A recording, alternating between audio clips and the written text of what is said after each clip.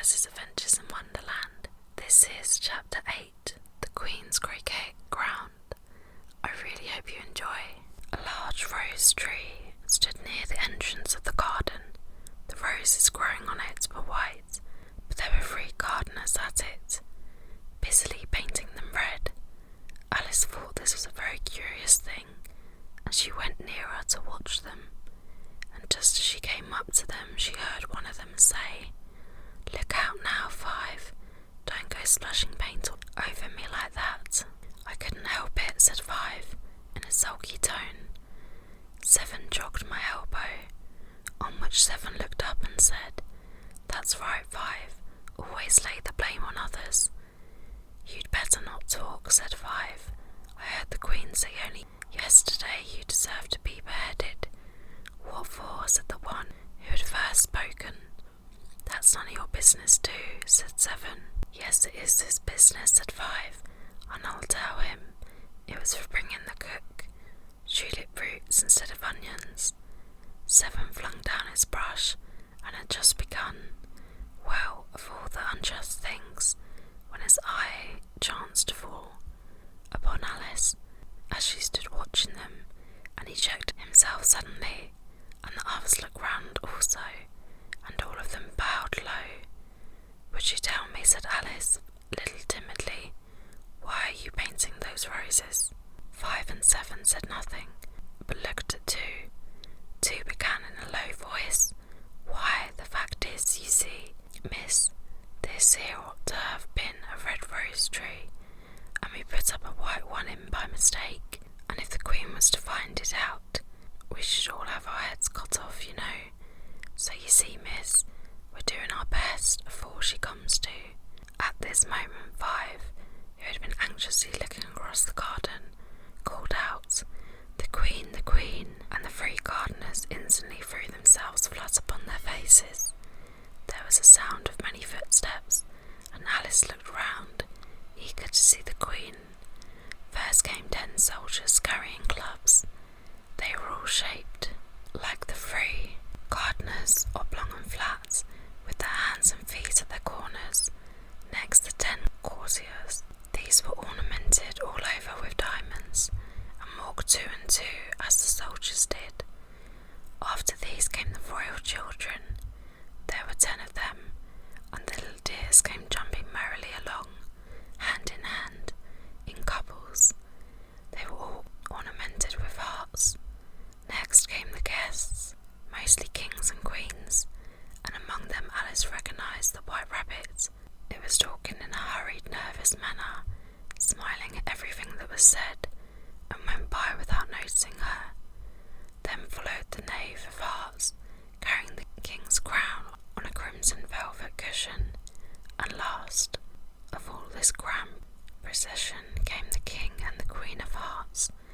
Alice was rather doubtful whether she ought not to lie down on her face like the 3 gardeners, but she could not remember ever having heard of such a rule at processions, and besides, what would be the use of a procession? Thought she, if people had all to lie down upon their faces so that they couldn't see it. So she stood still where she was and waited. When the procession came opposite to Alice, they all stopped and looked at her, and the Queen said severely, "Who is this?" She said to the Knave of Hearts, who only bowed and smiled in reply.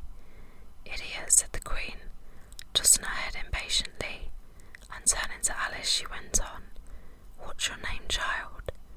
"My name is Alice, so please your Majesty," said Alice very politely, but she added to herself, "Why, they're only a pack of cards after all. I needn't be afraid of them."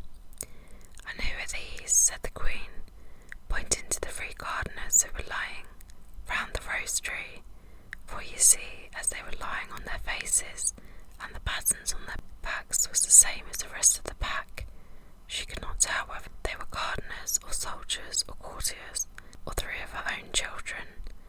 "How should I know?" said Alice, surprised at her own courage. "It's no business of mine." The Queen turned crimson with fury, and after glaring at her for a moment like a wild beast, screamed, "Off with her head,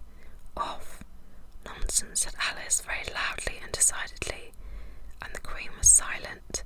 The King laid his hand upon her arm and timidly said, "Consider, my dear, she is only a child."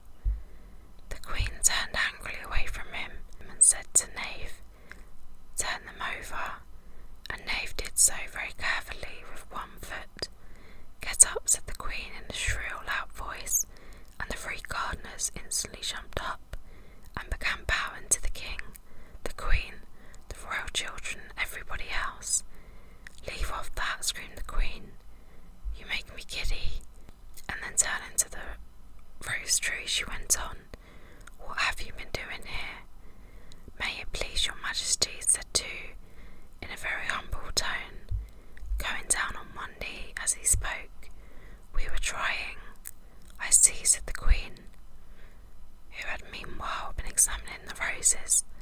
"Off with their heads," and the procession moved on, 3 of the soldiers remaining behind to execute the unfortunate gardeners, who ran to Alice for protection. "You shan't be beheaded," said Alice, as she put them into a large flower pot that stood near.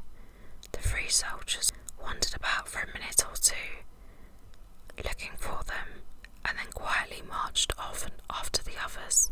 "Their heads off," shouted the Queen. "The heads are gone, if it please your Majesty," the soldiers shouted in reply. "That's right," shouted the Queen. "Can you play cricket?" The soldiers were silent and looked at Alice, as the question was evidently meant for her. "Yes," shouted Alice. "Come on then," roared the Queen, and Alice joined the procession, wondering very much what would happen next. "It's a very fine day," said a timid voice at her side. She was walking by the White Rabbit, who was peeping anxiously into her face. "Very," said Alice. "Where's the Duchess?"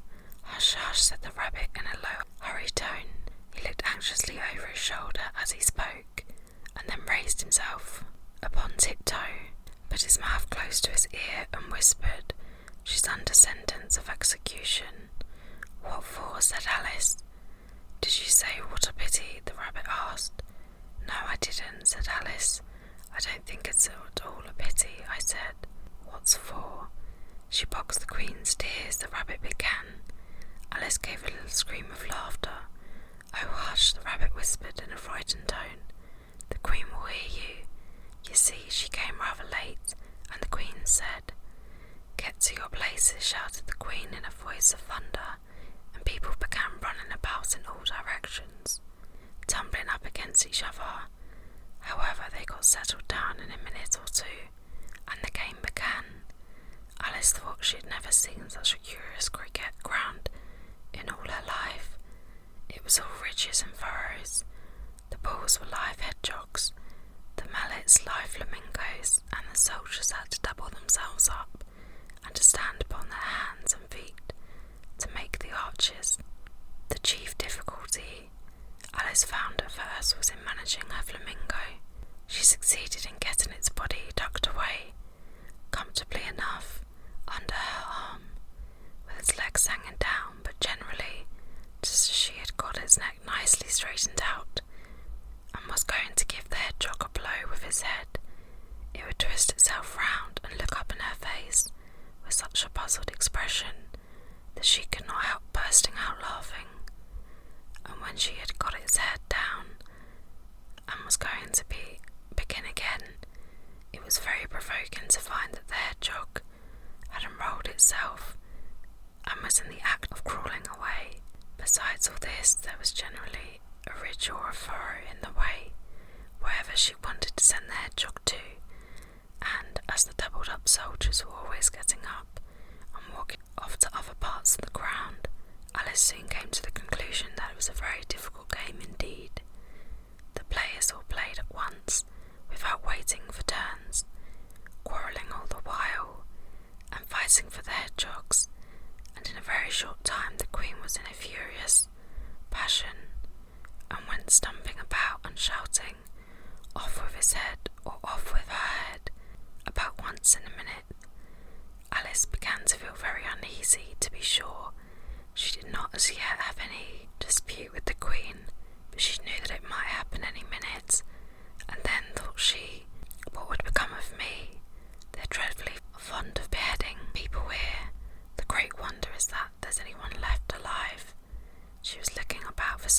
escape and wondering whether she could get away without being seen, when she noticed a curious appearance in the air. It puzzled her very much at first, but after watching it a minute or two, she made it out to be a grin. She said to herself, "It's the Cheshire Cat now. I shall have somebody to talk to." "How are things getting on?" said the cat, as soon as there was a mouth, enough for it to speak with. Alice waited till the eyes appeared, and then nodded. "It's no use speaking to it," she thought, "till its ears have come, or at least one of them." In another minute the whole head appeared, and then Alice put down her flamingo and began an account of the game, feeling very glad she had someone to listen to her. The cat seemed to think there was enough of it now in sight, and no more of it appeared. "I don't think they play all that fairly," Alice began in a rather complaining tone, "and they all quarrel so dreadfully, can't hear oneself speak, and they don't seem to have any rules in particular. At least, if there are, nobody attends to them, and you've no idea how confusing it is. All the things being alive. For instance, there's the arch I've got to go through next, walking about at the other end of the ground. I should have cricketed the Queen's hedgehog just now, only it ran away when it saw mine coming." "How do you like the Queen?" said the cat in a low voice. "Not at all," said Alice. "She's so extremely—" Just then she noticed that the Queen was close behind her, listening, so she went on. "Likely to win, that is hardly worth while finishing the game." The Queen smiled and passed on.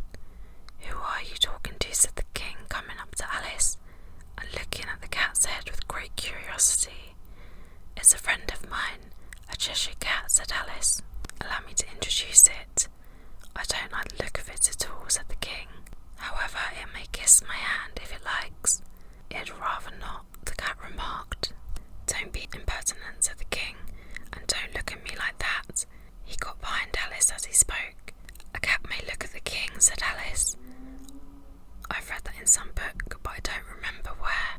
"Well, it must be removed," said the King very decidedly, and he called to the Queen, who was passing at that moment.